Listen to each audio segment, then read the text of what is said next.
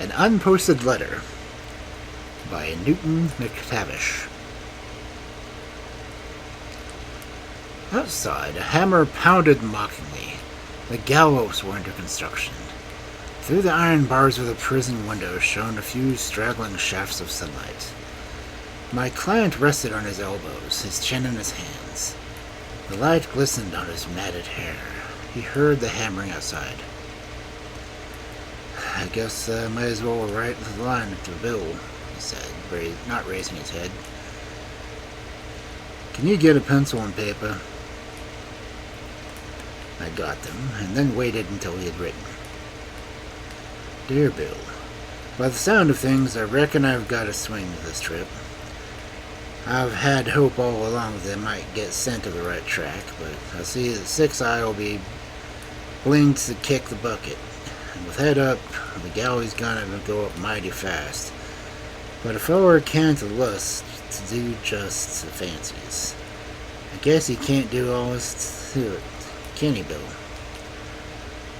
You never know how I got into the scrape, did you? One day I was just standing around doing nothing, when I saw a pair of runaway horses coming down the street like mad.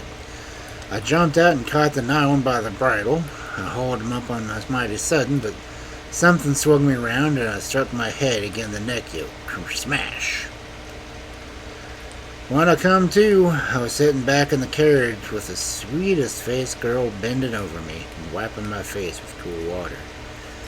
She asked me where she could drive me home, and, do you know, Bill, for the first time, I was ashamed to say where. But I told her, and so help me, she came clear down in there with me and made Emily put me to bed. She left money, and every day till I got well she come out and sat to read me the Bible and all them things. Do you know, Bill, it wasn't long before things seemed different. I could have looked at her purse, sweet face, plan a job. The last day she came, I made up my mind I'd try something else. Quit burglaring. I started out to get work. One man asked me if I'd served my time at. I said I'd served most of it in a jail, and then he wouldn't have anything to do with me. A chap gave me a couple of days breaking stones in a cellar. He said I did it so good that he guessed I must have been in jail. After that, I couldn't get nothing to do, because no one wouldn't have nothing to do with a jailbird, and I had made up my mind to tell the truth. At last Emily began to kick and little Bob to cry for grub. I got sick of hunting for work, and it seemed as if everybody was pushing me back to my old job. I got disgusted. I had to do something, so I sat down and planned to do a big house in the suburbs. I sized it up before. The moon was high that night, so I waited until it went down long after midnight. Found the back door already open, and so it was a snap to get in. I went upstairs and picked on the side room for near the front. I eased the door and looked in. The candle flickered low and flames danced from a few coals in the fireplace. I entered noiselessly. A high-backed chair in the front of the hearth. I sneaked up and looked over the top. A young girl, all dressed in white with a low neck and bare arms, laid there asleep.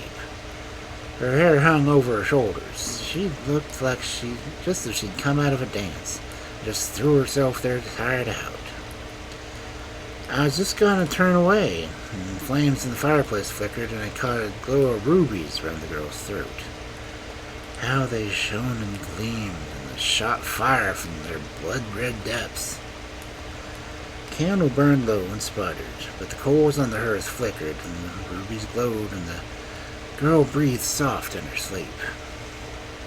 It's an easy trick, I said to myself, and I leaned over the back of the chair, my breath fanning the light hair that fell over her marble shoulders.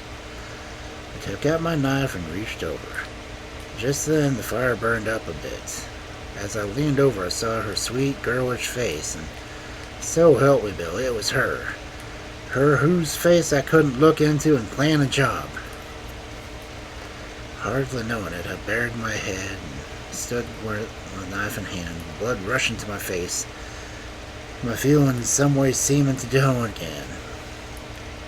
I looked at her and gently closed my knife and straightened up from the sneaking shape a feller gets into. I remembered a verse that she used to read to me. "Ye shall not go forth empty-handed." So I said to myself I'd try again. But just as I was turning to go, I heard a shot in the next room and then a heavy thud. I stood stock still for a jiffy and then ran out in time to see someone dart down the stairs. At the bottom I heard a stumble. I hurried along the hall and ran straight into the arms of the butler. I guess someone else was doing that job that night, but they had me slicker and whistle. It was no use. Everything went against me. I had on my big revolver, the mate to the one you got, and it happened one chamber was empty, and the bowl they took from the old man's head was the same size. I had a bad record. It was all up with me. The only thing they brought up in court was to the contrary was the top of an ear they found in the hall, where someone must have got hit again with something sharp. But they wouldn't listen to my lawyer. Give up burglaring, Bill. See what I've come to? But I hope you'll do a turn for Emily if she's in good need and don't earn little Bob Filchin. Do this for old pal's sake, Will. The doomed man stopped writing, as the last shaft of sunlight passed beyond the iron bars of the prison window. Outside, the hammering had ceased. The scaffold was finished. "You'll find Emily, my wife, in the back room of the basement of 126 River Street," said my client, handing me the letter. "She'll tell you where to find Bill." I took the letter, but did not know then its contents. I started, but he called me back. "You have a flower in your buttonhole," he said. "I'd like to wrap it up and send it to Emily." Next day, after the sentence of the law had been executed, I went to find Emily. I descended the musty old stairway to 126 River Street, where all filth was squalor. At the back room I stopped and rapped. A towsy head was thrust out of the door. "They gone," it said. "Where?" "Don't know. Woman went with some man."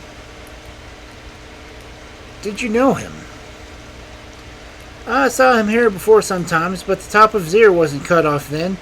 They called him Bill. Sort of a pal." "And where's the little boy?" "He's gone to the shelter." I went out into the pure air and, standing on the curbstone, read the letter. The only thing they brought up in court to the contrary was the top of an ear. When I had finished, I remembered the flower in my hand. I didn't throw it away. I took it to my office and have it there still, wrapped in the same paper that he gave it to me.